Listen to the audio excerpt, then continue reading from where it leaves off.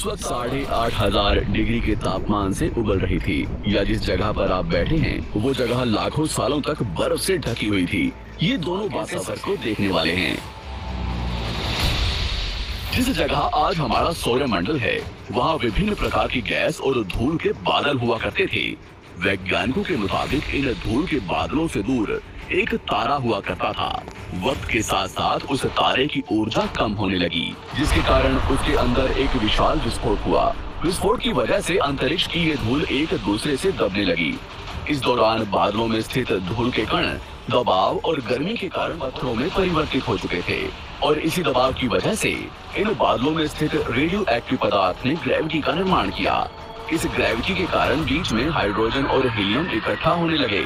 बीच के इस भयंकर दबाव के कारण एक विशाल विस्फोट हुआ, और इसी विस्फोट के कारण हमारे सूरज का जन्म हुआ। अंतरिक्ष में फैले एस्टेरॉयड यानी क्षुद्र ग्रहों में भारी वजन की वजह से सूरज के करीब आकर सूरज की परिक्रमा करने लगे।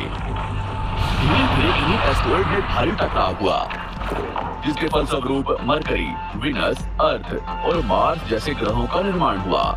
वैज्ञानिकों के मुताबिक उस वक्त पृथ्वी और मार्स यानी मंगल ग्रह के बीच थिया नामक ग्रह सूरज की परिक्रमा किया करता था। होने की वजह से सूरज की परिक्रमा करने वाले एस्टेरॉयड अब पृथ्वी की परिक्रमा करने लगे, और धीरे धीरे करोड़ों सालों तक ये पृथ्वी पर गिरते रहे। और ऐसी घटना हमारे पड़ोसी ग्रह थिया पर भी हो रही थी, जिसके कारण थिया पृथ्वी के और करीब आने लगा और आकर पृथ्वी और एक रेस की तरह पृथ्वी की परिक्रमा करने लगे। इन्हीं परिक्रमा करते हुए कणों में टकराव होने लगा, जिसके कारण हमारे चांद का निर्माण हुआ। उस वक्त पृथ्वी पर सिर्फ एक ही समुद्र हुआ करता था, और वो था 1900 डिग्री सेल्सियस की तापमान पर उबलते हुए लावेगा। उबल रही थी वो सारी चीजें जिसे आज आप अलग अलग नाम से जानते हैं।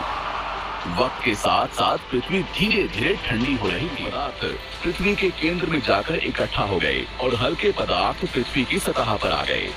लाखों सालों तक पृथ्वी पर उल्कापिंडों की बरसात हुई, और इन गिरते हुए उल्कापिंडों में जमा था नमक, मिनरल्स और पानी। करोड़ों सालों तक इन उल्कापिंडों की बरसात होती रही, और धीरे धीरे पृथ्वी की ऊपरी सतह पानी से ढकने लगी। वैज्ञानिकों के मुताबिक यही वो वक्त था जब दूर गहरे पानी के अंदर निकलते ज्वालामुखियों से पहली बार सूक्ष्म जीवों का निर्माण हुआ। लाखों सालों बाद एक वक्त ऐसा आया जब पृथ्वी की पूरी सतह पानी से ढक चुकी थी। हमारी पृथ्वी के सबसे अंदर का कोर रेडियो एक्टिव पदार्थ से बने होने की वजह से हरदम गर्म होता रहता है, लेकिन जब भी पृथ्वी की ऊपरी जमीन ठंडी हो जाती है, तब पृथ्वी के अंदर की गर्मी बाहर नहीं निकल पाती, जिसके कारण ज्वालामुखियों का निर्माण होता है। और उस वक्त कुछ ऐसा ही हुआ।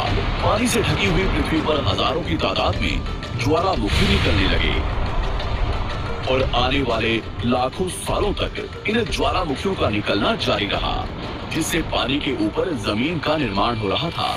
इस वक्त भी पृथ्वी पर वातावरण न होने की वजह से अंतरिक्ष से उल्कापिंडों की बरसात हो रही थी।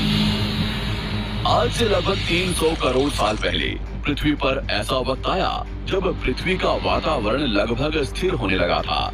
ज्वालामुखी निकलने धीरे हो गए थे, और पृथ्वी का एक दिन 12 घंटे का हुआ करता था। साल बीतते गए, और धीरे धीरे ये सूक्ष्म जीव विकसित होते गए और समूह में रहने लगे। आज से लगभग 250 करोड़ साल पहले पहली बार पृथ्वी पर ऐसे जीवों का निर्माण हुआ जो जीने के लिए ये पानी के अंदर के मिनरल्स यानी खनिज पदार्थ और धूप का इस्तेमाल करते थे, और मल त्याग के रूप में ऑक्सीजन बाहर निकालते थे। इस वक्त तक पृथ्वी पर ज्यादातर ज्वालामुखी निकलने बंद हो चुके थे, और इन माइक्रोबैक्टीरिया की वजह से वातावरण में ऑक्सीजन की मात्रा बढ़ रही थी। वातावरण में ऑक्सीजन बढ़ने की वजह से पृथ्वी का वायुमंडल बनना शुरू हुआ,